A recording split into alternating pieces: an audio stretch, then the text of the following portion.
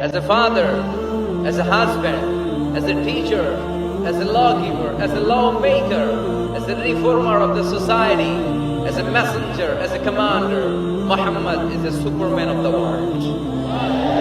গোটা বিশ্বের জন্য তিনি সুপারম্যান হয়ে এসেছে। এজন্য আমার নবীরা যারা গালি দেয় এগুলো পিতৃ পরিচয়হীন জারদ সন্তান। মানুষ ইবাদত করে জান্নাতের জন্য, মানুষ অপরাধ থেকে দূরে থাকে জাহান্নাম থেকে বাঁচার জন্য। কিছু মানুষের মাথায় এটা ঢুকে গেছে সারাদিন ইবাদত করলে হবে, পয়সা করেও কামাই করতে হবে। এটা কখন বলে সে জানেন? যখন তাকে বলে 5 ওয়াক্ত নামাজ পড়তে, তার কাছে তখন একটা যুক্তি আসে কি, সারাদিন আল্লাহ আল্লাহ করতে আল্লাহ কিন্তু বলে নাই তুমি কাজকর্ম করতে হবে, হালাল রুজি করে, এটা একটা ইবাদত। আমরা রিক্সা চালাই খাই, ভ্যান চালাই খাই, এটার চেয়ে বড় ইবাদত আর কি আছে?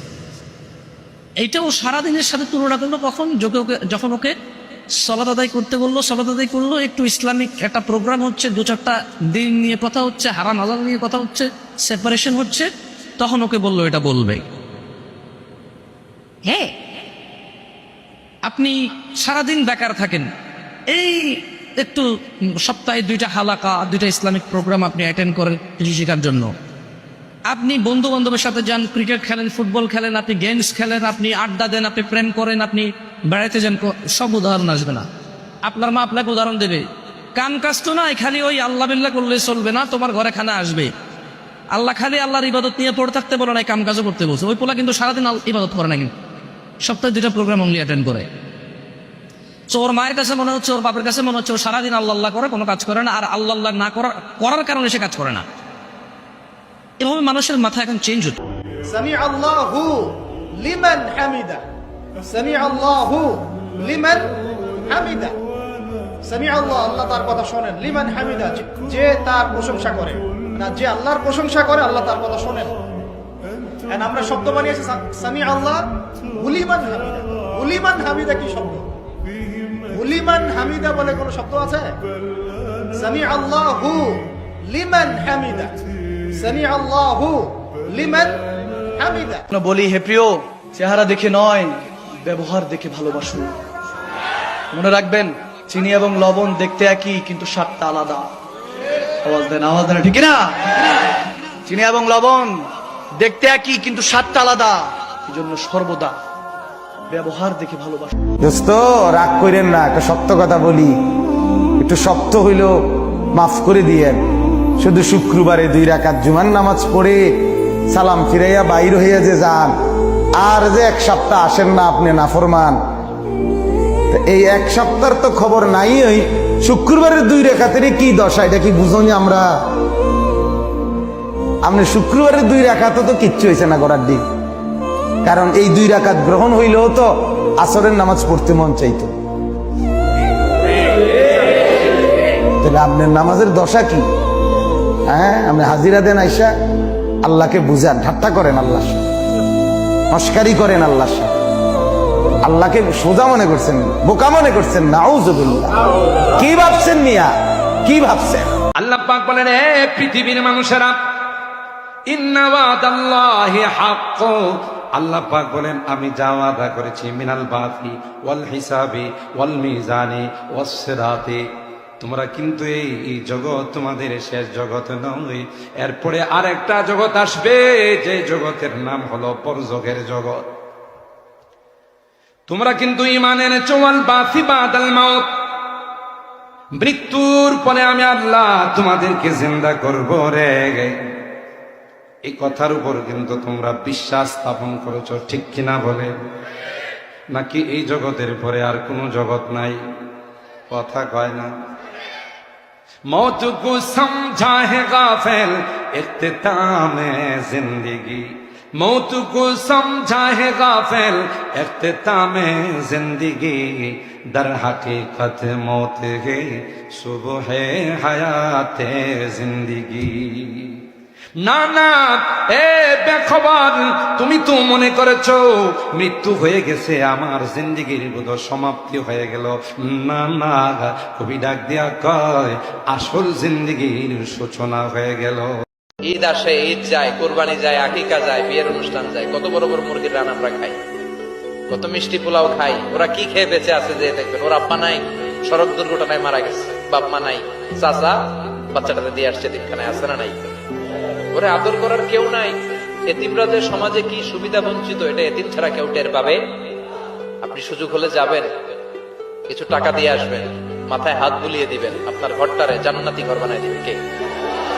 হুজুর আপনি যে বললেন তাহাজ্জুদের নামাজ পড়ে প্রেমিকা চাওয়া যাবে না, কিন্তু হাদিসে তো আছে নেককার স্ত্রীর জন্য তাহাজ্জুদের নামাজ পড়া যাবে। তা দেখছেন কি বাপরে বাপ, কি বড় আলেম। তাহাজ্জুদের নামাজ পড়ে আমি বলবো যে ইয়া আল্লাহ আপনি আমাকে এমন স্ত্রী সন্তান দান করুন যা দেখে আমার চোখ জোড়াবে, এটা হলো এটা। আর সে বলছে ইয়া আল্লাহ জরিনাকেই আমাকে দাও। তুই জরিনাকে চিনস কেন? তোর যে ইসলাম তোর শিখাইছে যে তাহাজ্জুদ পড়ে দোয়া করলে নেককার স্ত্রী পাওয়া যায়, ওই ইসলামকে তোর জরিনারে শিখাইছে, চিনাইছে?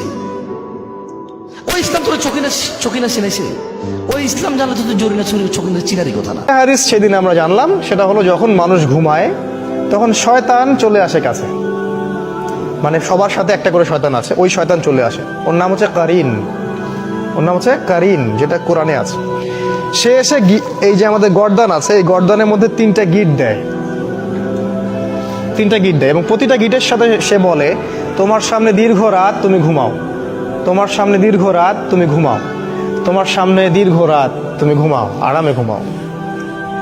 রাসূল সাল্লাল্লাহু আলাইহি ওয়াসাল্লাম বলছেন যখন বান্দা যদি ফজরের আজান শুনে উঠে যায় তাহলে একটা গিট খুলে যায়, যদি সে ওযু করে তাহলে আরো একটা গিট খুলে যায়, আর যদি সে জামাতে এসে সালাত আদায় করে তাহলে 3টা গিটই খুলে যায়। আর যদি এই 3টা কাজ আমরা না করি, সকাল 8টা 9টা 10টায় উঠি, তাহলে 3টা গিট নিয়েই সকাল করবে সে। তাহলে চিন্তা করেন তার সারা দিনটা কেমন যাবে। একজন পাপীকে আল্লাহ সারা জীবনের গুনাহ মাফ করে দিয়েছেন শুধু ঘুমের ঘরে একবার আল্লাহ নামটা ডাকার কারণে। আরেকটু জোরে। হাসরের ময়দানে একজন বান্দাকে আল্লাহ জান্নাত দান করবেন শুধু সে ঘুমের ভিতরে আল্লাহ বলে ডেকেছিল। তো ফেরেশতা জিজ্ঞেস করবে ইয়া রাব্বে কারীম, সে তো যে আমলটার কারণে তুমি তাকে জান্নাত দিচ্ছ, এত গুনার উপর ভারী করে যে নেক আমলটাকে বানিয়েছো তুমি, আল্লাহ সেই আমলটা হচ্ছে তোমার নাম ডেকেছে, আর তোমার নামটা তো সে স্বইচ্ছায় ডাকেনি, ঘুমের মধ্যে ডেকেছে, ঘুমের মধ্যে ডেকেছে, ঘুমের ঘরে ডেকেছে। রব বলে যেভাবেই ডাকো নাম তো আমারটাই ডেকেছে, যেভাবে ডাকুক নাম তো আমারটাই ডেকেছে, নাম তো আমারটাই ডেকেছে, আর আমি তার ওই নামটা টাকাকে কবুল করেছি। ও ফেরেশতা, এক পাল্লায় সেই নামটার ওজন রাখো, আরেক পাল্লা তার সারা জীবনের গুনাহকে রাখো। সেই দিন হাসরের ময়দানে ওই একটা নাম ডাকাটাই ভারী হয়ে যাবে। সুবহানাল্লাহ। আমরা নিজের চোখে নিজের বড় মনে করি, এরকম ডাকাইত আছে না নাই? নিজেরাই নিজে মনে করে কত বড় সাহেব, লাট সাহেব। মান তাওয়াদাআ তারাফা, এটা হচ্ছে সুন্নাতুল্লাহি ফিল আরদ। মান তাওয়াদাআ তারাফা, যে নিচে নেমে থাকতে চায় আল্লাহ ওরে টেনে উপরে উঠায়, আর যে খালি উঠতে চায়, হিংসা করে অহংকার করে উপরে ঠেলতে চায়, ওরে নিচে নামায় দেয় কে? আল্লাহ পাক বলেছেন, শোনেন, আল্লাহ পাক বলেছেন কিয়ামতের মাঠে আল্লাহ পাক বলবেন, নিজেই বলবেন যে আইনা মুতাহাবুনা লিজালালি, আমার ইজ্জতের জন্য যারা পরস্পরকে ভালোবাসতো এরা কোথায়?